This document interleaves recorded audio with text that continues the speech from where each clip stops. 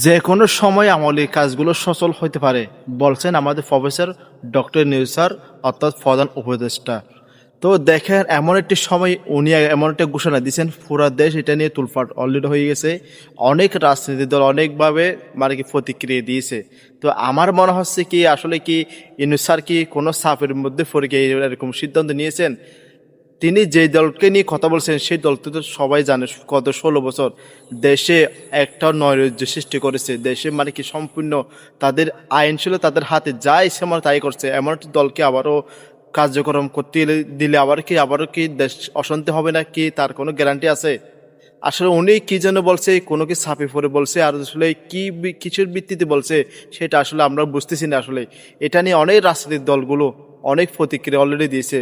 তো যা হোক, অনেক আপডেট আসছে, অবশ্যই সম্পূর্ণ আপডেট অবশ্যই পেতে চাইলে অবশ্যই আমাদের চ্যানেলটি প্লিজ সাবস্ক্রাইব করে সাথে থাকবেন। ইনশাল্লাহ আমি চেষ্টা করবো প্রতিটা আপডেটগুলো আমাদের চ্যানেলে দেওয়ার জন্য আমি চেষ্টা করব।